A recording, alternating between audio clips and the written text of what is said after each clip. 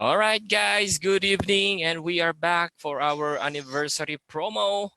Anniversary 1 week discussion tayo. So nagsimula tayo ng November 7 and then November 11. Today is the last day.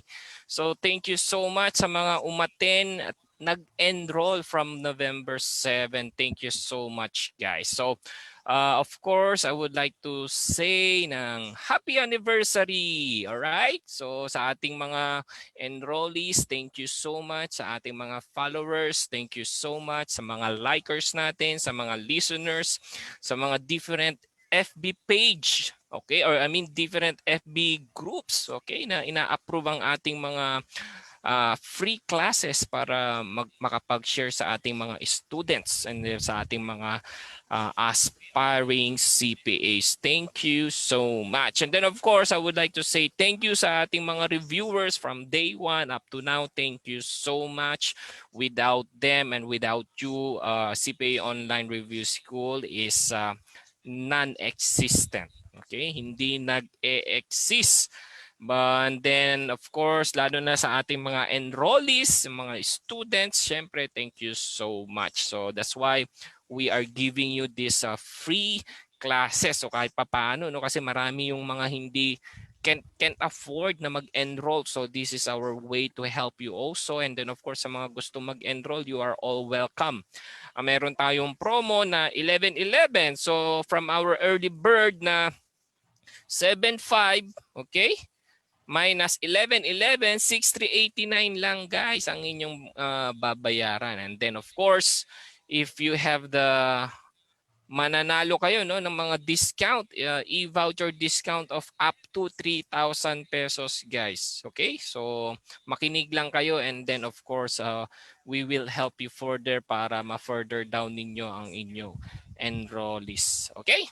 So yeah, ayun, good evening sa ating mga listeners, kay Ma'am Mavi, okay, Ma'am Maria Andrea Guerrero, kay Ma'am Kate, kay Sir Jess, oy.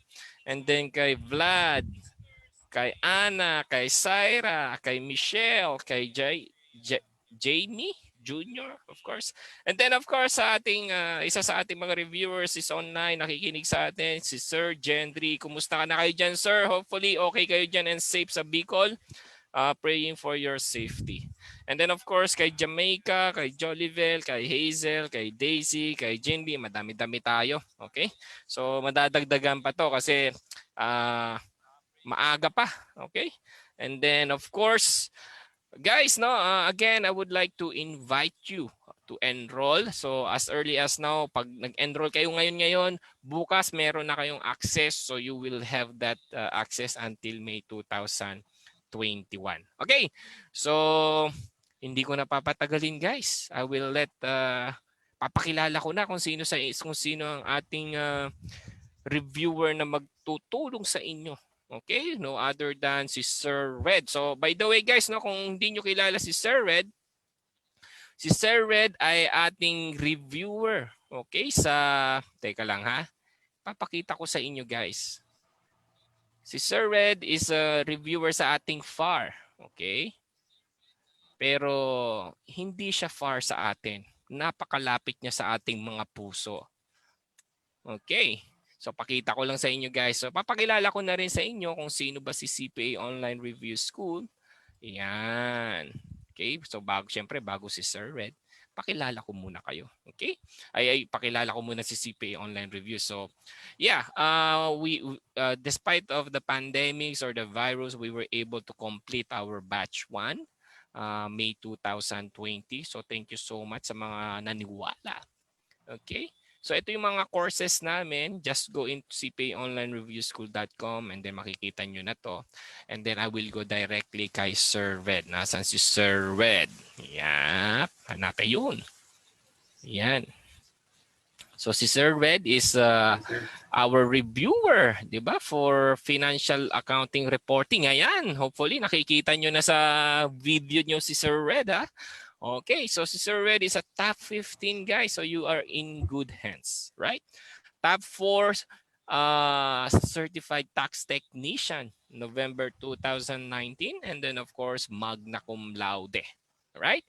So right now, si Sir Red is a senior financial accounting reporting analyst, right?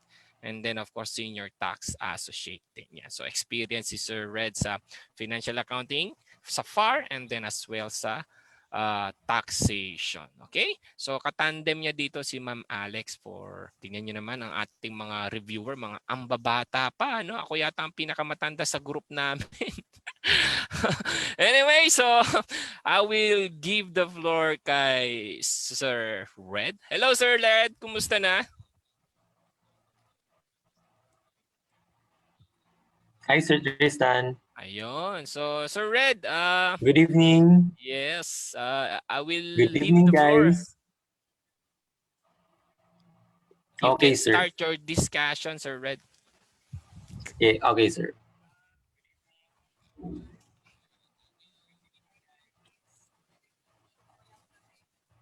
Okay, sir. Mag-share na po ako screen ng mag-share na ako ng screen, sir. Sure.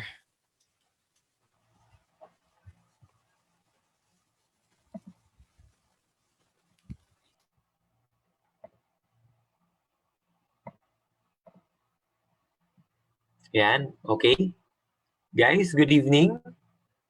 So this is Red Christian Palustre, Certified Public Accountant, Certified Tax Technician, and especially for this anniversary of CPA Online Review School, I will be giving free session about FAR, Financial Accounting and Reporting, Receivables. Okay? So before we start, let us have a short prayer muna. Okay?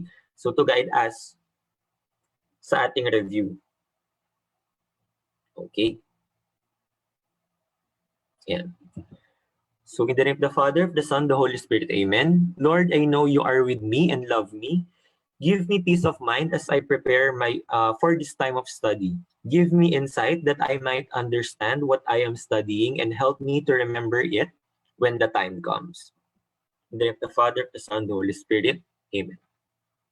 Okay, so happy anniversary. Okay, to all our patrons, to all our reviewees, and all our future reviewees. So, okay, if you have any friend, okay, na gustong mag-review for the CPA board exam, you can recommend CPA Online Review School.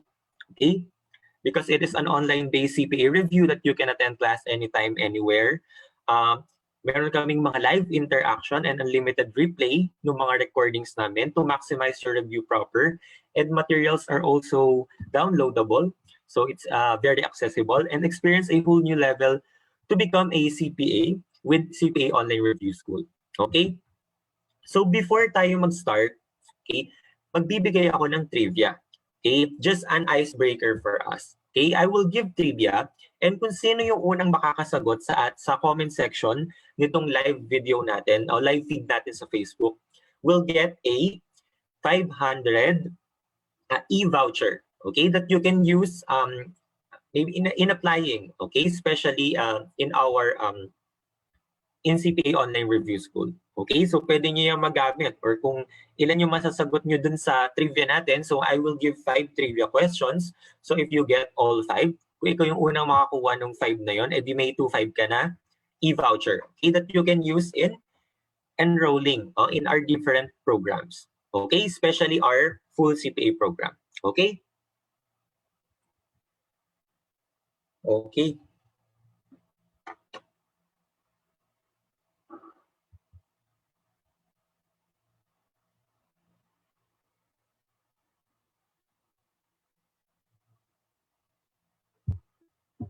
Okay.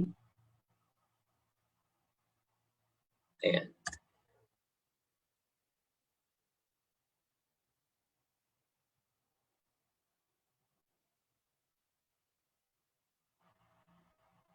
Ayan. Okay. So for our first trivia question, okay, huhulaan nyo kung ano yung tinutukoy nung phrase na ito. Okay? So first, fill me up with hot or cold, put anything in me, and I will make sure I'll hold. What am I? Okay, so ang sagot dito kahit English, kahit Tagalog, okay lang. Basta yun yung tinutukoy na this is a thing. Okay, bagay siya. So ano to? Okay, so kung sino unang makasagot will get 500 e-voucher, okay, that you can use in enrolling sa mga programs ng CPA Online Review School. Okay, I will give time, okay, for you to answer our first trivia question. Yan. So we have a monitoring naman kung sino yung mauuna, and sa live feed naman ng Facebook, okay, may history naman tayo ng comments. Okay, so makikita natin doon kung sino yung unang nakasagot, okay, by the timestamp. Okay? So kada trivia, magbibigay ako ng at most 1 minute. Okay? Tingin ko naman by 1 minute masagot niya na yun. Okay? And then I will give the answer niya. Okay? That's our first trivia question.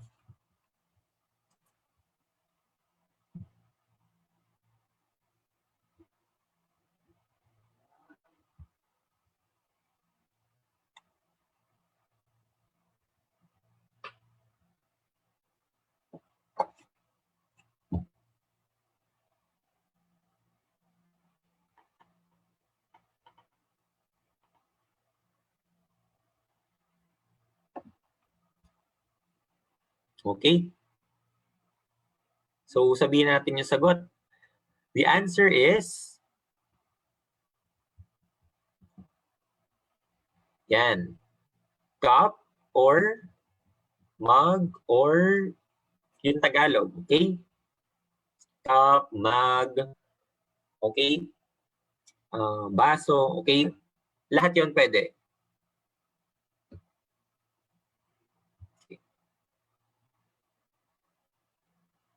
Yan yung tamang sagot natin. Okay, so kung sino yung unang nakakuha ng tamang sagot, kung sino yung unang nakapag-comment dun sa live video natin, will receive a 500 e-voucher that you can use in enrolling to the different programs of CPA Online Review School. Okay, so let's go with the second trivia question. Second trivia question. I come down, but I never go up. What am I? I come down, but I never go up. What am I? Go.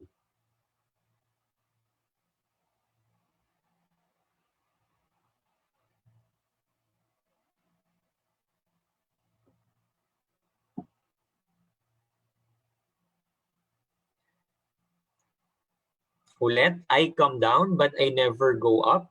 What am I?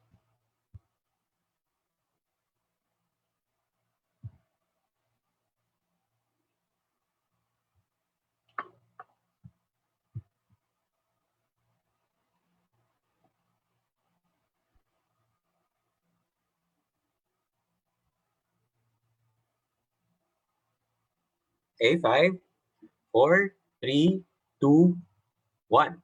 Okay, our answer is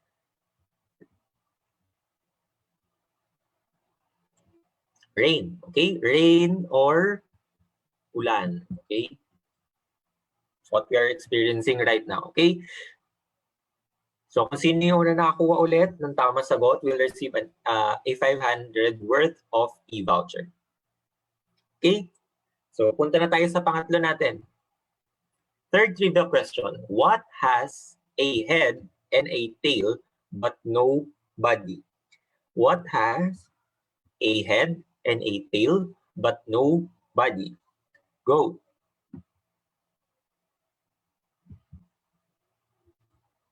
Head, tail, but no body.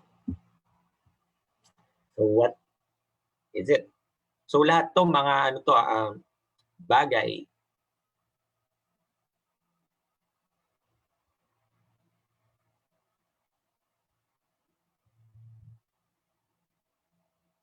Yan, para dito pa lang sa portion na to, okay? tatakbo ng isip mo. Okay? So mag-iisip ka na para during our problem proper, okay, yung far receivable na talaga. So medyo gumana na yung utak mo. Okay? Gumalaw-galaw na yung mga nerve cells dyan sa utak mo. Okay? Okay, correct answer is coin. Okay? Coin or ano? Barya. Okay? So kahit ano dyan, English or Tagalog. Okay? Coin or barya. Okay, let's go to our fourth trivia question. Our fourth trivia question, what word, when written in capital letters, is the same backward, frontward, and upside down? Okay, what word, when written in capital letters, is the same backward, frontward, and upside down? What word, when written in capital letters, is the same backward, frontward, and upside down? Go.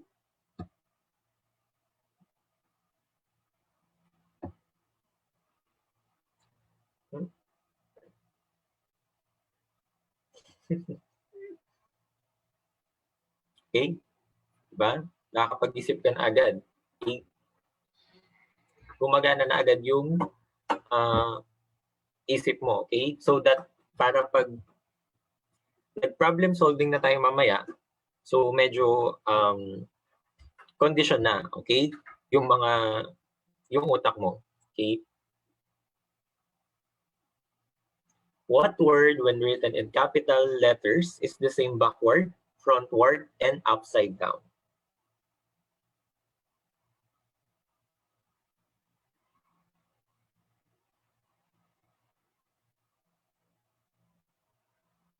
So, kailangan in capital. Ang sabi, in capital. Yung word, pag sinulat mo siya in capital, it will be the same. Okay? Kapag binasa mo backward, frontward, and upside down. Backward, frontward, and upside down.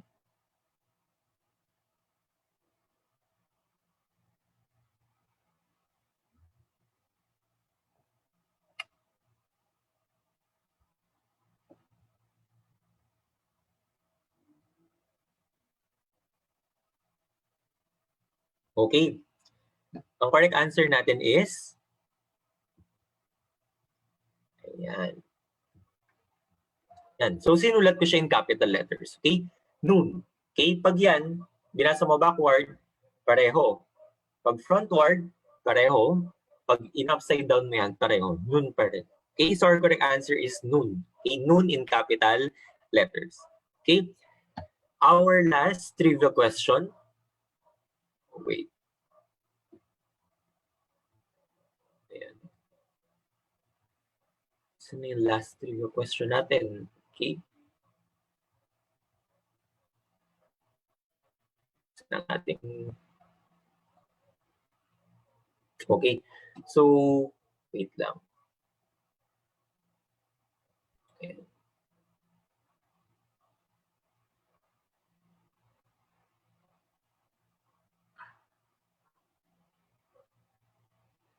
Sasabihin ko na lang yung kung hindi siya nasama sa PowerPoint. Okay? Sasabihin ko na lang yung last trivia question natin. Okay?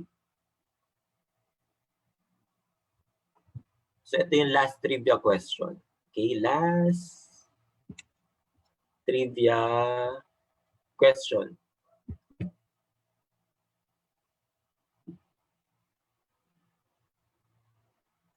For the last trivia question, what never gets any wetter no matter how much it rains? Okay? Yan yung last trivia question natin. What never gets any wetter no matter how much it rains? Okay, go.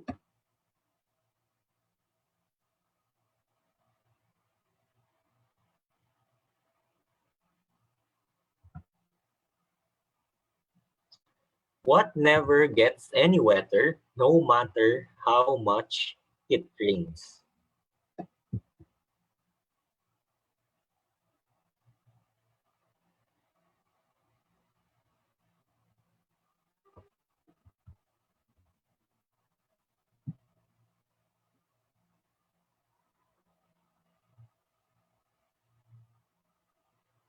Our last trivia question. Okay?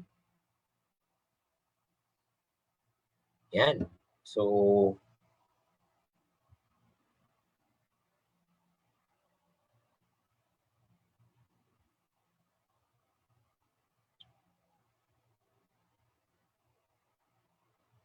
okay?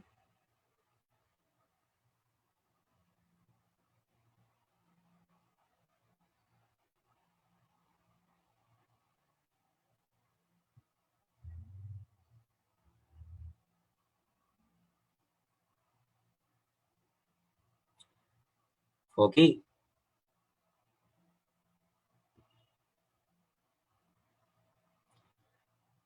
Sagot natin is ocean. Okay? Ocean or sea. Okay? Ocean or sea. Okay, kahit ano dyan. Dagat. Yan. Okay? What never gets any wetter no matter how much it rains kasi okay, already wet na siya. Okay?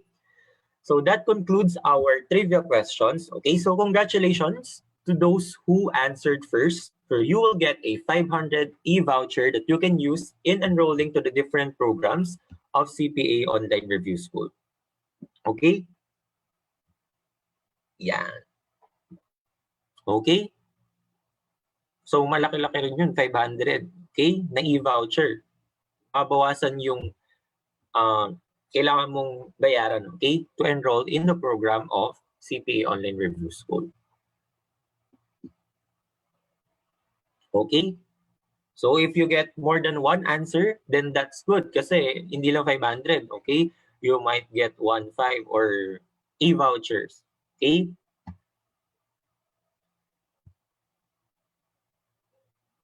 Okay, so let's go to the second part of our session. Okay, so tapos na tayo sa first part. After ng trivia, medyo gumana-gana na yung mga nerve cells natin, okay? So that we're ready na, okay, to answer different problems about receivables. Okay, so for tonight, receivables yung napili kong topic sa FAR. Okay? Kasi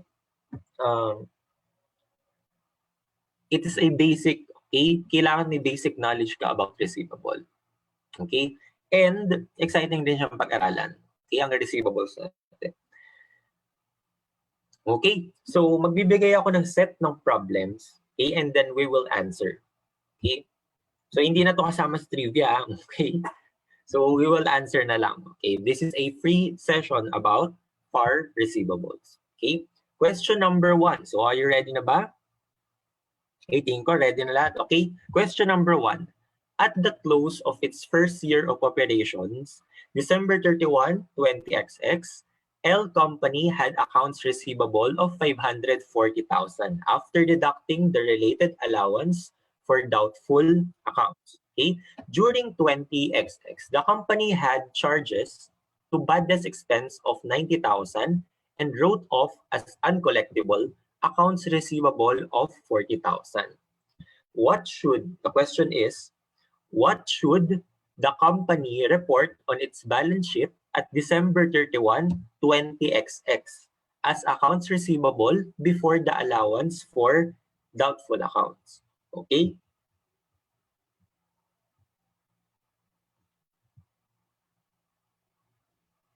Ayan. So, ang tinatanong sa atin, magkano daw? Okay? How much should the company report in its balance sheet sa December 31 or year-end as accounts receivable before the allowance for doubtful accounts? So, ang tinatanong, before the allowance for doubtful accounts. So, saan ka lang titingin? Titingin ka lang sa changes sa accounts receivable mo. Ano yung naka-apekto sa balance ng AR mo? Okay? Huwag ka titingin sa AUA. Lahat ng transaction na makaka-apekto sa allowance for uncollectible accounts, disregard mo yon. Kasi ang kailangan mo lang is yung accounts receivable lang na balance. Okay? Kasi before the allowance for doubtful accounts siya.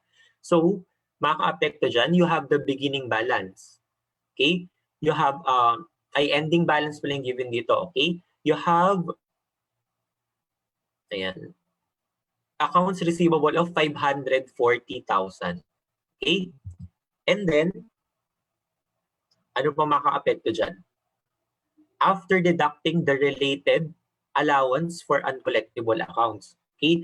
So, ang gagawin pala natin dito, ibabalik natin, i-add back natin yung allowance for uncollectible accounts. So, i-take into consideration pa rin pala natin siya. Okay? So, ibabalik natin yung allowance for uncollectible accounts. So, yun yung kailangan nating makompute pala. Okay?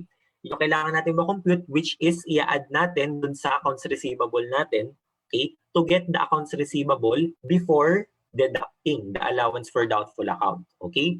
So, kung makikita natin dito, ayan, the company had charges to bad debts expense of 90. Okay? So, si AUA mo, nadagdagan ng 90,000. Okay? And nag-growth off ka ng uncollectible accounts, okay, amounting to 40,000. Okay? So, si 90 mo na additional na AUA, nung nagdagdag ka ng bad debts expense, nabawasan siya ng 40 kasi nag-write off ka. Okay? Pag nag-write off ka, nababawasan yung allowance for uncollectible accounts mo. So, magiging 50,000 na lang siya. Okay? So, yan yung allowance for uncollectible accounts mo. Okay? Ang kinukuha sa atin, accounts receivable before deducting. So, before mo yan i-deduct, gawin mo, i-add mo siya ngayon. Okay? Before deducting the 50,000, magkano daw yung accounts receivable? So, ang sagot natin is 590,000. Okay? So, answer natin is, bravo, 590,000. Okay? So, tignan mo muna kung ano yung balance ni allowance for uncollectible accounts and then i-add back mo siya. Kasi ang tinatanong sa atin, before deducting. Okay? So, i-add back mo siya. Okay? So, ang sagot natin, 590,000. Okay? So, if you have any question, okay, you can chat. Okay? Pwede kang mag-comment dun sa live video natin. Okay? And then we will answer after this. Okay? After ng live session, we will answer questions. Okay? Or clarifications. Okay? Next problem. Problem number 2. Before year-end adjusting entries, the company's account balances at December 31, 20XX for accounts receivable and the related allowance for uncollectible accounts were 600,000 and 45,000 respectively. An aging of accounts receivable indicated that 62,500 of the December 31 receivables are expected to be uncollectible. Okay? So based sa aging, so ang ginamit niyang method para ma-determine, okay? Ma-determine yung accounts allowance for uncollectible accounts niya is the aging of accounts receivable. So meron tayong tatlong way, di ba? Ang una, percentage of accounts receivable. We have percentage of sales and the aging. Okay? So yung pinaka reliable, okay, I think sa kanilang tatlo is yung aging natin. Kasi sa aging, titignan mo talaga kada isang line item or kada isang subsidiary ledger ng mga customers mo. Okay? To know what is the percent or amount, what is the amount na hindi na collectible and yung amount na collectible pa sa kada isang customer. So that's more thorough and more reliable. Okay? So ang tinatanong sa atin, what is the net realizable value? Okay, pag sinabing net realizable value, ang net realizable value ng isang accounts receivable is yung balance mo ng AR less the allowance for uncollectible accounts. Okay? You will get the net realizable value. Bakit yun yung net realizable value? Kasi yun na lang yung value dun sa accounts receivable mo na marirealize mo or makokollect mo. Kaya siya tinawag na net realizable value. Okay, so yung AR, ano yung balance ng AR natin? We have 600,000. Okay, according sa given. And then, ano na yung gagamitin mo? Okay, so before year-end adjusting entry, okay, before mag-adjust, may balance si AUA mo na 45,000. Okay? According sa aging, kailangan 62,500 ang balance. Okay? So, sinong gagamitin mong allowance for uncollectible accounts dyan? Si 45 or si 62,500? Siyempre, si 62,500 kasi siya yung base sa aging. Okay? Which is more reliable. Okay? And aging yung ginamit nila to adjust. Okay? What should be, okay, the ending balance of your allowance for uncollectible accounts. Okay? Which is yung 62,500. So siya yung i-minus natin kay 600,000 to get our net realizable value. Okay? So ang net realizable value natin is 537,500. Okay? So ang sagot natin is bravo. Okay? Bravo ulit. Okay? So tatanungin mo, ano yung gagawin natin dun sa difference nung 62,500 na AUA based on aging and yung balance niya. Okay? Outstanding balance niya na 45,000. Okay? Yung difference niyan, okay, yung difference niyan will be your additional bad debts expense. Okay? So you will recognize an additional bad debts expense, okay, and additional allowance for uncollectible accounts. Okay? Sa amount ng difference niyan, 62,500 and 45,000. Okay? So you have 17,500. Okay? Yung 17,500 na yan, record additional bad debts expense and additional allowance for uncollectible accounts as a year-end adjustment. Okay? That's one of your adjusting entries. Okay? Pero ang net realizable value ni accounts receivable is 537,500. Bravo. Okay? So that's one way on how you will determine ano yung amount na kailangan mong i-adjust, okay, at year-end with regards to allowance for uncollectible accounts. Okay? So yan. Question number 3. During the year, J Company made an entry to write off a 4,000 uncollectible account. Before the entry was made, the balance in accounts receivable was 50,000 and the balance in the allowance account was 4,500. Okay? The net realizable value of accounts receivable after the write-off entry was. Okay? So ang tinatanong sa atin, ano yung NRB ulit? So that's AR, ending balance, and ending balance of our AUA. So we will get the net realizable value. Okay? So dito, nagkaroon ng write-off. Ano ba nangyayari pag nag-write-off ka? Kapag nag-write-off ka, dalawa ang pwede mong gamitin. Okay? You have the direct method and the allowance method.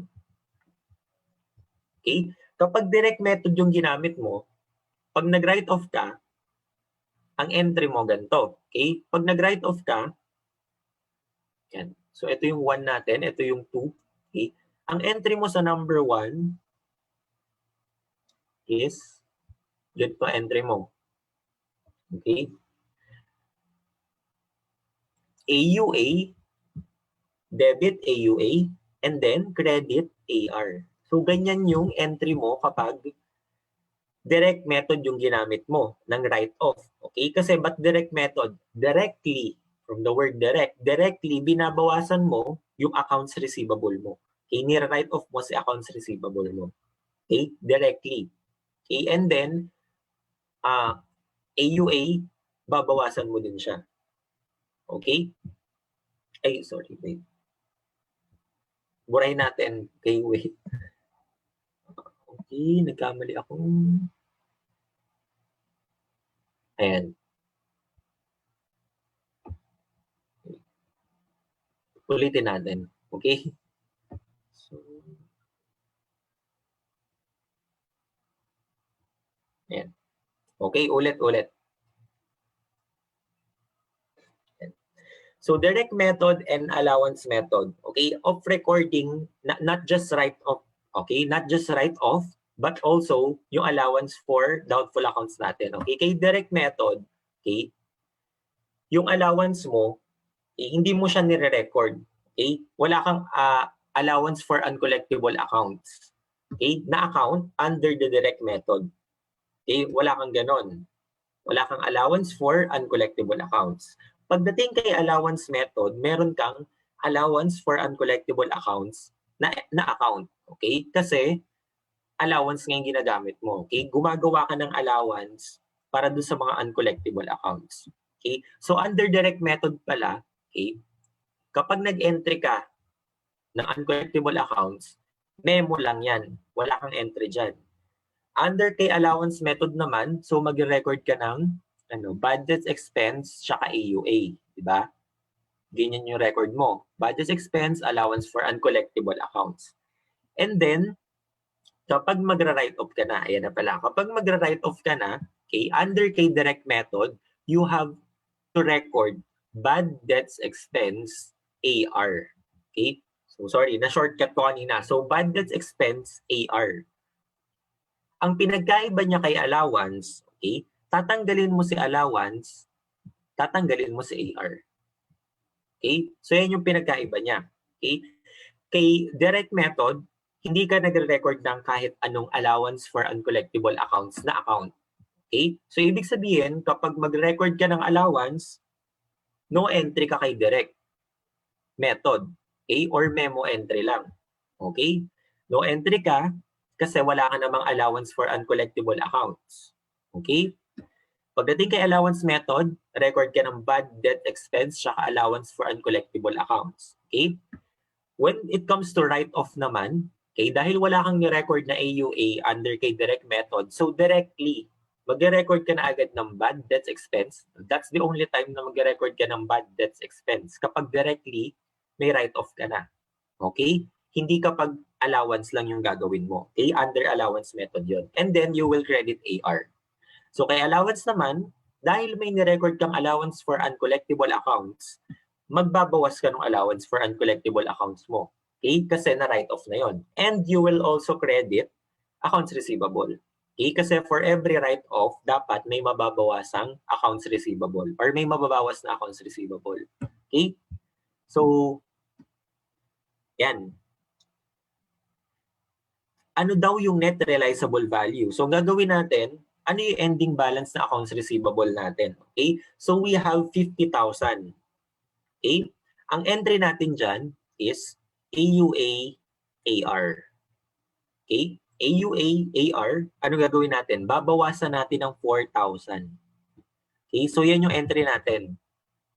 You have beginning balance ni AR na 50K and beginning balance ni allowance na 4,500 before tong entry natin. Okay? So, i-reflect natin yung entry natin. Kasi ang tinatanong sa atin, NRV after the write-off entry. Okay? So, si 50,000 mo, bawasan mo ng 4,000. So, you have 46,000. Okay? Ayan. And then, ayan. And then, si AUA mo, you have 4,500. Okay? And then, mababawasan ka ng 4,000. Bakit? Mababawasan ka ng 4,000 kasi nga, nag-write off ka. Okay? Nag-debit ka ng AUA. So, bawas yon kay AUA. Therefore, 500 na lang yung balance niya. So, pumapatak na ang net realizable value natin is 45,500. So, ang sagot natin is delta. Okay? So, delta ang sagot natin. 45,500. Okay, so remember those two methods, the direct method and the allowance method of recording your allowance for uncollectible accounts and the subsequent write-off. Okay, next problem. Problem number 4, the following information is available for our company. You have allowance for uncollectible accounts at December 31, 2018, 8,000, credit sales during 2019 of 400,000, accounts receivable deemed worthless. So ito yung write-off. Okay? Pag sinabing deemed worthless, wala na siyang value. Therefore, kailangan na siyang i-write off during 2019. So you have 9,000. As a result of a review and aging of accounts receivable in the early January 2020, however, it has been determined that an allowance for doubtful accounts of 5,500 is needed at December 31, 2019. Okay? So ang tanong, what amount should our company report as bad debt expense for the year ended December 31, 2019? Okay? So binigyan ka ng balance, okay, na 8,000 ni AUA. Okay? And then meron kang credit sales na 400,000, meron kang accounts receivable na write-off na 9,000. Okay? So kailangan tingnan lang natin ano yung ano yung makakaapekto sa AUA natin. Okay? Di ba ang unang-unang makakaapekto sa AUA natin is the beginning balance. Okay? May beginning balance ka na 8,000. So gawa tayo ng T account. That's the easiest way or most understandable way para makita mo kung ano nangyari sa AUA mo. So yung beginning balance of 8,000. Okay? And then, nagkaroon ka ng write-off. So pag write-off mo, ang recording mo is AUA and AR. Okay? So magbabawas ka ng 9,000 sa AUA mo. Buwasan natin siya ng 9,000. And then, ang sabi, based on aging. So pag sinabing based on aging, okay, so explain ko na rin, meron tayong percentage of sales. Meron tayong percentage of receivable. Meron tayong aging. Okay? So pag percentage of sales yung ginamit natin para makuha yung AUA, okay? Ang nakukuha natin is yung bad debts expense for the year. Okay? Not the ending balance of our or not the ending or needed balance ng accounts, allowance for uncollectible accounts natin, pero ang nakukuha natin yung bad debts expense. So nakukuha natin yung adjustment, okay, sa ating AUA, hindi yung ending balance ng AUA mismo natin. Okay? Kapag percentage of accounts receivable naman yung ginamit mo, okay, ang makukuha mo is the ending balance. Okay? Same with aging, ang makukuha mo, ending balance. Okay? So pag percentage of sales, bad debts expense. Kapag percentage of AR, ending balance yung makukuha mo na AUA. Kapag aging, ending balance na AUA din. Okay? So ano yung reason nila bakit iiba gumagamit ng percentage of sales? Kasi ang sabi nila, since percentage of sales yun, there is a matching between the sales or revenue related and the expense. Okay? So sales is revenue, but this expense is expense. So there is a matching between revenue and expense. Okay? So yun yung reason or parang yun yung near reason out, okay, ng mga gumagamit ng percentage of sales. Okay, ano naman yung reason kung bakit yung iba gumagamit ng percentage of accounts receivable? Kasi sabi nila, that will represent the true or the most accurate or the most reliable net realizable value ni AR mo. Okay, bakit? Kasi percentage ng AR mo na yung kinuha mo. So therefore, percentage niya ng uncollectible, okay, yung kinuha mo, so parang nagre-represent na rin yun ng net realizable value niya. Okay, the same with aging. Pero sa aging kasi, sabi ko nga kanina, it is the most reliable measure of what should be the ending balance of your allowance for uncollectible accounts. Okay, and it will also give you the most reliable net realizable value ng AR mo. Okay, kasi isa-isa mo siya chine-check. Okay, per subsidiary ledger and per account balances ng isang customer mo. Okay, so ganun mag-aging. Okay, and also ini-age mo rin yan based on days past due. O kaya days na uncollectible siya. Okay, yung percentage of uncollectibility niya. Okay, so dito, ayan, nag-write off ka ng 9,000. So yan, nalagay na nga natin yung 9,000. Tapos based on aging daw, okay, so that is the most reliable, 5,500 daw yung kailangan na ending balance mo. So lalagay mo dito sa P-account natin, kailangan 5,500 to. Okay? That will be the ending balance of your allowance for uncollectible accounts. Dapat 5,500 yan. Okay? So compute natin. And then, i-squeeze natin tong amount dito. Ano yung amount dito? This amount will represent the bad debts expense. Okay? So kapag gumamit ka ng percentage of receivable or aging, okay, nire-recompute mo pa, okay? Or kino-compute mo pa or ini-squeeze mo pa kung ano yung balance ng kung ano yung amount ng adjustment, which is the bad debts expense adjustment. Okay? Bad debts expense and AUA. So it will increase also your AUA. Okay, yung bad debts expense. So kapag kinompute mo, okay, you have 5,500 plus 9,000. minus 8,000. Okay, so you have 14,500 minus 8,000, you have 6,500.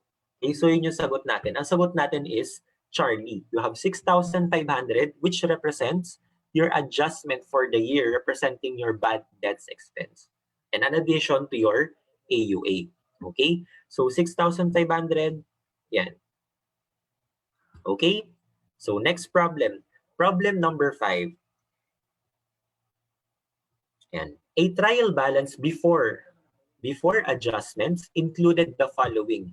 You have sales credit 425,500, sales return and allowances of 14,000, accounts receivable of 43,000, allowance for doubtful accounts of 760,000. Question, if the estimate of uncollectibility is based on taking 2% of the net sales, the amount of the adjustment, okay? So yung adjustment na sinasabi dito, this is the bad debts expense, AUA adjustment or adjusting entry. How much daw yan? Okay? And since kanina based sa discussion ko, gumamit tayo ng percentage of net sales. Sabi ko kapag percentage of net sales yung gamit natin, ang makukuha natin is the bad debts expense amount or the adjustment amount. Okay? So yan yung amount na ilalagay natin dito.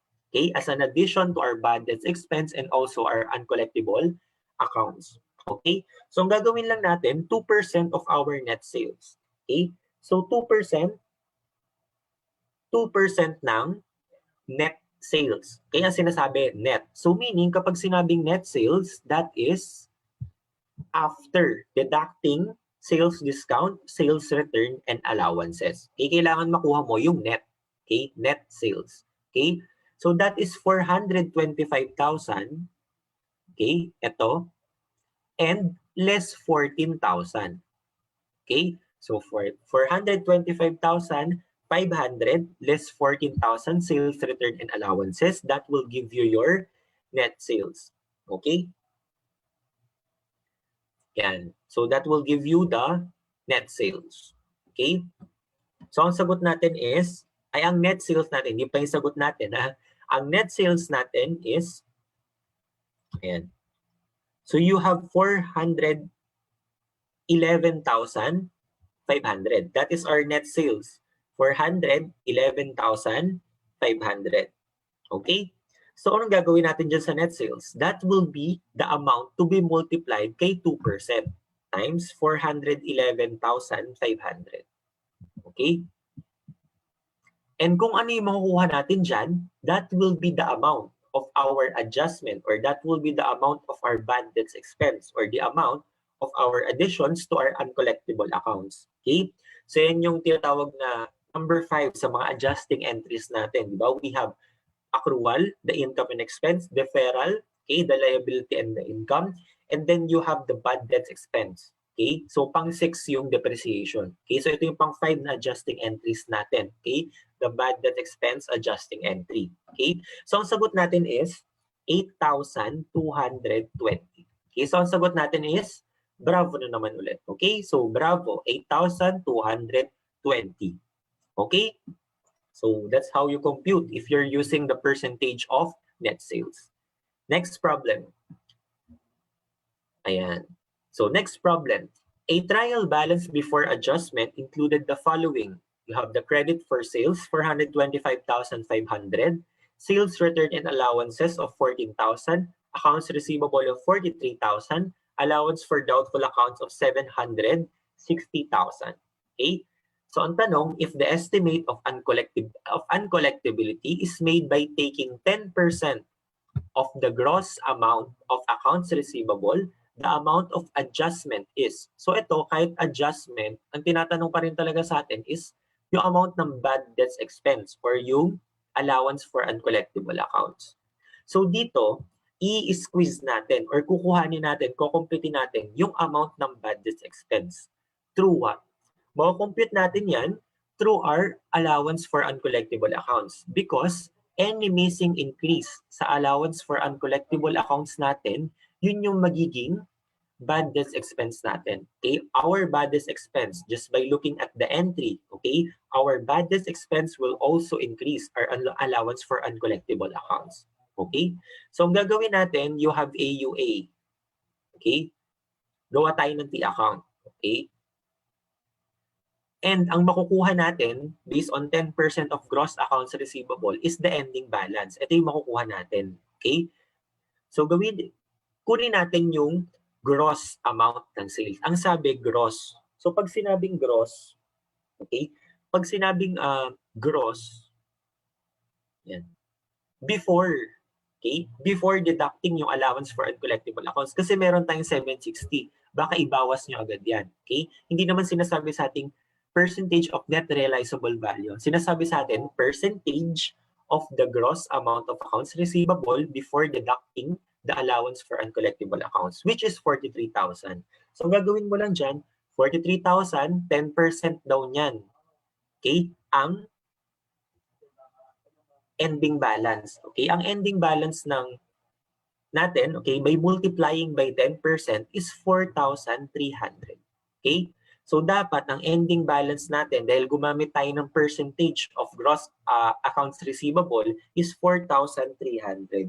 Okay? Dapat yan yung balance ng uncollectible accounts natin. Okay? Ano yung beginning balance ng uncollectible accounts natin? Ang beginning balance ng uncollectible accounts natin is 760,000 credit. 760 pesos credit. Okay? So dito mo yan makikita, beginning balance. So ang nawawala ito. Okay? Which is the additions to your allowance for uncollectible accounts and also represents the additions to your bad debts expense. Okay?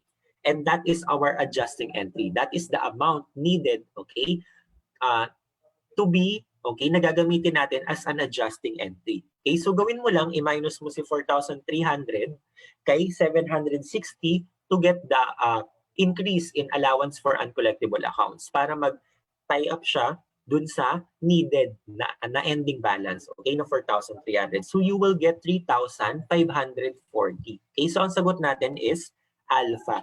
3,540.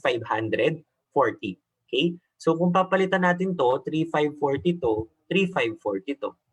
Okay? So that's what will happen if you will use the percentage of accounts receivable. Okay? So kailangan i-recompute mo talaga kung ilan yung adjustment. Okay? Or which represents your bad debts expense and an addition to your allowance for uncollectible accounts. Okay? Next problem. Problem number 7. So ito, ayan. So S company has the following account balances at year-end. You have accounts receivable of 60,000, allowance for doubtful accounts of 3,600, sales discount of 2,400. S should report account receivable at a net amount. So pag sinabing net amount, ang sinasabi lang dun dito is the net realizable value. Okay? So ang accounts receivable net natin is accounts receivable gross less ending balance of your allowance for uncollectible accounts. You will get net realizable value or accounts receivable dash net. Pareho lang yan. NRV, accounts receivable dash net. Ay, comma net. Pareho lang yan. Or accounts receivable at a net amount. So madali lang. Yung accounts receivable mo na 60,000, babawasan mo lang siya ng 3,600 kasi yan na yung balances niya at year-end. You will get an ending balance of 56,400. Okay? So, dali lang, di ba? Ang sagot natin is bravo. Okay? That is the other term for NRB, accounts receivable at net amount, or AR, comma net. Okay? Problem number 8. H Corporation had a January 1, 2019 or beginning balance in the allowance for doubtful accounts of 10,000. During 2019, it wrote off 7,200 of accounts and collected 2,100 on accounts previously written off. The balance in accounts receivable was 200,000 at January 1 or the beginning and 240,000 at December 31 or ending. At December 31, 2019, H Corporation estimates that 5% of accounts receivable will prove to be uncollectible. Okay? So dito pa lang, sabihin ko na 5% of accounts receivable, that represents the ending balance. Okay? Ending balance yan ng AUA mo, yung 5% na accounts receivable mo. Okay? And yung accounts receivable na gagamitin mo, always remember, gross. Pero pag sinabing gross, okay? Gross, di ba? Ang sabi kanina, gross. Pero dapat after write-off. Okay? So, di ba, may sinabi sa atin during 2019, nag-write-off daw ng 7,200. Okay? So, dapat i-reflect mo na agad sa accounts receivable mo, nakukumpitan mo ng 5% na accounts receivable, okay? Kailangan i-deduct mo na doon yung write-off amount. Okay? So, kung may write-off ka man, okay, and may na-collect ka, okay, kung may na-write-off ka or may na-collect ka, dapat reflected na yon, okay, doon sa magiging balance ng accounts receivable mo, nakukumpitan mo ng 5% para makuha yung ending balance ng allowance for uncollectible accounts.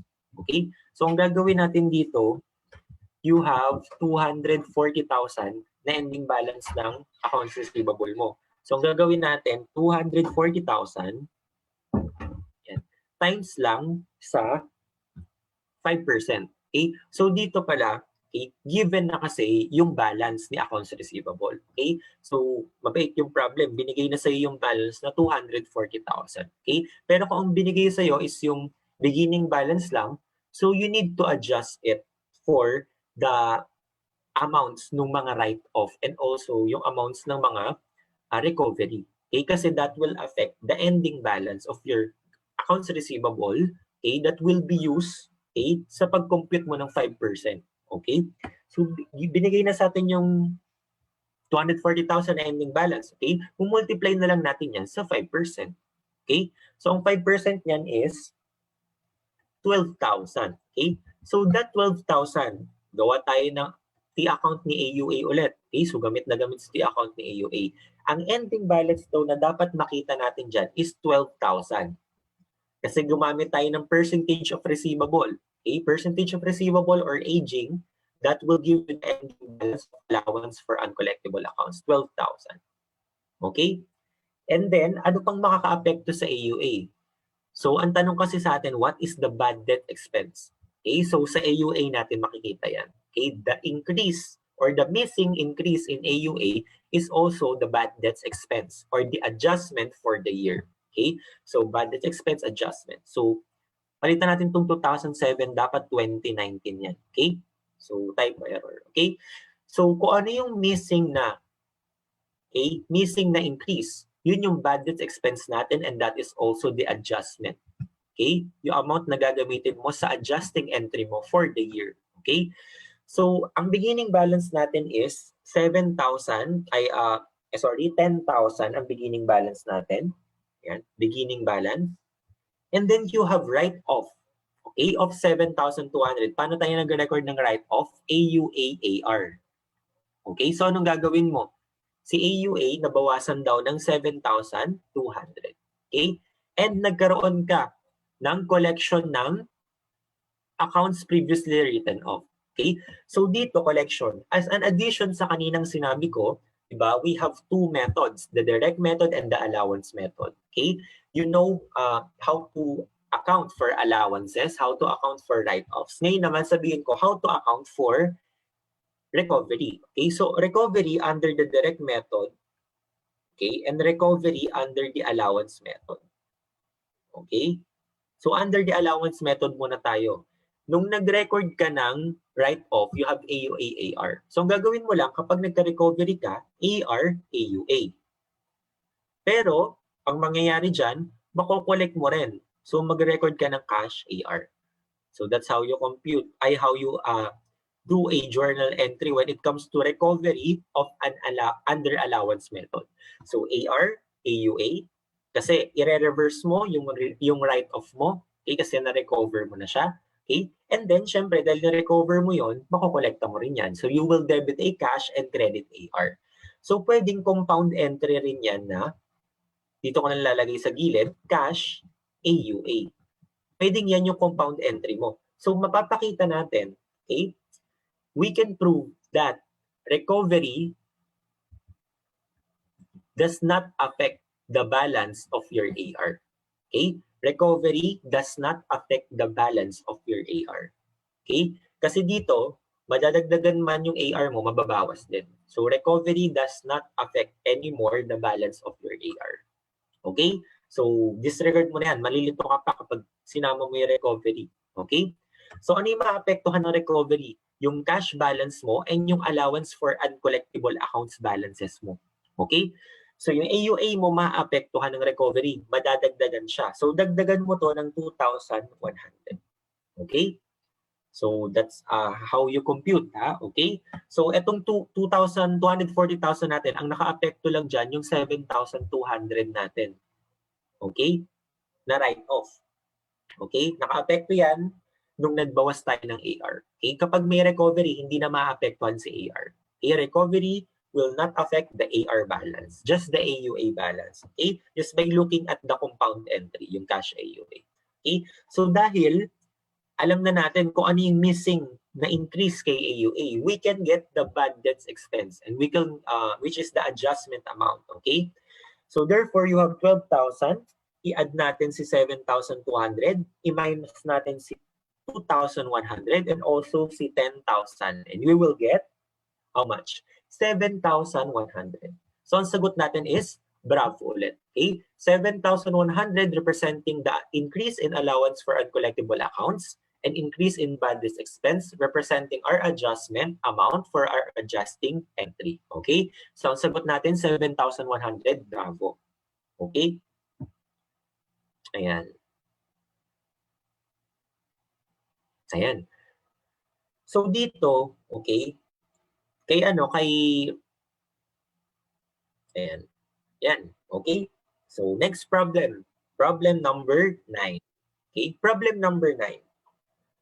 Our company had ayan. So itong problem number 9 natin, ayan. Ang tinatanong sa atin, okay, what should our corporation report as its allowance for undoubtful account? Ang tinatanong sa atin, balance ng AUA at December 31, 2019. Okay? Pag tinanong sa iyo yung balance ng AUA, titingin ka agad, ano yung method na ginamit? Kung percentage of sales, bad debt expense ang makukuha mo dyan. So therefore, magko-compute ka pa. Beginning balance ng AUA, plus yung percentage of sales na nakuha mo, which is the increase in allowance for uncollectible accounts and bad debt expense, and any write-off and recovery, then you will arrive at the ending balance of AUA. Pero kapag percentage of accounts receivable yung kinuha mo, yun na yun. Kung ano yung nakuha mo by multiplying by the percentage, okay, yun ay ending balance na accounts receivable mo at December 31, 2019. Okay, so basahin natin yung given. Our corporation had a January 1, 2019 balance in the allowance for doubtful accounts of 12,000. During 2019, okay, lagyan natin 2019 dapat to. Okay, it wrote off 8,640 of accounts and collected 2,520 of accounts previously written off. The balance in the accounts receivable was 240,000 at January 1 and 288,000 at December 31. At December 31, 2019, our corporation estimates that 5% of accounts receivable will prove to be uncollectible. Therefore, 5% ng accounts receivable or ending balance na yung kinukuha natin. Okay? So, ano yung accounts receivable na gagamitin natin? Tulad nga ng sabi ko kanina, gagamitin natin yung ending balance. Okay? Ending gross amount. And that is 288,000. Okay? So, you have 288,000. Multiply mo lang yan sa 5%. You will get the ending balance of your or needed balance of your allowance for uncollectible accounts na 14,400. So, ang sagot natin, delta. Okay? 14,500. Okay? So, ganun lang kadali. Kapag tinatanong yung ending balance ng AUA, and sakto naman ang gamit mo percentage of accounts receivable, which will give you the ending balance needed for your allowance for uncollectible accounts. Take note lang na kailangan ending balance ka nung AR na gross. Okay? After the write-off. Tignan mo lang. Okay? Okay? Okay, so nasa last problem na tayo ng ating discussion about receivable. Okay, so last problem. S company has the following account balances at year-end. Accounts receivable 80,000, allowance for doubtful accounts 4,800, sales discount of 3,200. Ang tanong, S should report accounts receivable at a net amount. So pag sinabing net amount, ito yung NRB, Okay? Or ito yung AR net. Okay? Accounts receivable at a net amount. Okay? So, ang gagawin mo lang, si accounts receivable na 80,000, babawasan mo lang siya ng allowance for doubtful accounts. Okay? So, you have the AR and the AUA. You will get the net realizable value or accounts receivable and at net amount or AR, net ng 75,200. Okay? So, ang sagot natin is, bravo ulit, 75,200. Okay? So that's it. That is receivable. Okay, what else you need to know about receivables? Okay?